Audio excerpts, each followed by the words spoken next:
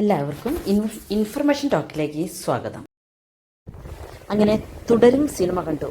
ആഹാ, എന്താ സിനിമ വിട്ടു പോന്നിട്ടും മനസ്സിൽ ആ കഥാപാത്രവും കഥയും ഇങ്ങനെ തങ്ങി നിൽക്കുകയാണ്.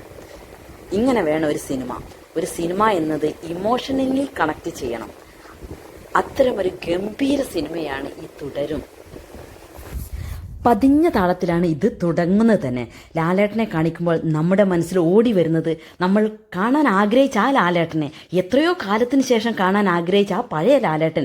പിന്നീട് ശോഭന മേം ആ ലാലേട്ടൻ കൂട്ടുകെട്ട്, പഴയ ആ ലാലേട്ടനും ശോഭന മേമുള്ള കോമ്പിനേഷൻ എന്ത് രസകരമായിട്ടാണ് എടുത്തിരിക്കുന്നത്.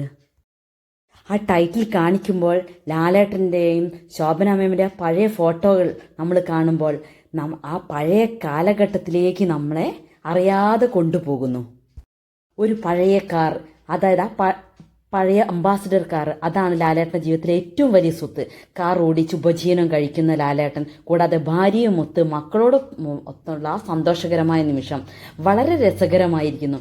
ലാലേട്ടൻ്റെ കോമഡികളും ആ 45 മിനിറ്റ് അറിയാതെ നമ്മളതിൽ ലയിച്ചു പോകുന്നു. പിന്നീടാണ് ഈ സിനിമയുടെ കഥ മാറുന്നത്. ഈ സിനിമ നടക്കുന്ന ഒരു ഹൈ റേഞ്ചിലാണ്. ഈ സിനിമ കാണുമ്പോൾ പഴയ ലാലേട്ടൻ ചിത്രം നമുക്ക് മനസ്സിൽ ഓർമ്മ വരും. പക്ഷേ ഇത് അതല്ല കേട്ടോ, ഇത് വേറെ ലെവൽ സാധനമാണ്. തരുൺ മൂർത്തിയുടെ 3ാമത്തെ സിനിമയാണ് ഓപ്പറേഷൻ ചാവ, സൗദി വെള്ളയ്ക്ക എന്നിവയ്ക്ക് ശേഷമുള്ള ഈ ഗംഭീര സിനിമ. പിന്നീട് ഈ സിനിമയിൽ എടുത്തു പറയേണ്ട ഒരു പ്രധാന കഥാപാത്രമാണ് ഇതിലെ വില്ലൻ, അതായത് പ്രകാശ് വർമ്മ. ലാലേട്ടനോട് കട്ടയ്ക്ക് നിൽക്കുന്ന വില്ലൻ കഥാപാത്രം. ആദ്യമായിട്ട് സിനിമയിൽ അഭിനയിക്കുന്നു എന്ന് തോന്നുകയില്ല. ബിനു പപ്പുവിൻ്റെ അഭിനയം ഭയങ്കര അഭിനയമാണ്, ഭയങ്കര പെർഫോമൻസാണ്. നമ്മൾ ഇതുവരെ കണ്ടിട്ടില്ലാത്ത ബിനു പപ്പുവിൻ്റെ ആ പെർഫോമൻസ് സൂപ്പറായിരിക്കുന്നു. ഇതിലെ സസ്പെൻസും വളരെ ഗംഭീരമാണ്. ലാലേട്ടൻ്റെ പ്രകടനം മികച്ച രീതിയിൽ, ഒന്നും പറയാനില്ല.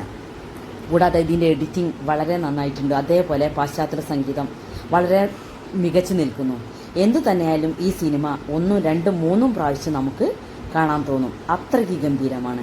ഏതായാലും ഈ സിനിമ കുറേ കാലങ്ങളായിട്ട് തുടരട്ടെ എന്ന് നമുക്ക് ആഗ്രഹിക്കാം. എല്ലാവരും തിയേറ്ററിൽ പോയി തന്നെ പരമാവധി കാണാൻ ശ്രമിക്കുക. എന്നാലേ ആ കിടിലൻ അനുഭവം നമുക്കും ബോധ്യപ്പെടുകയുള്ളൂ. Okay, thank you.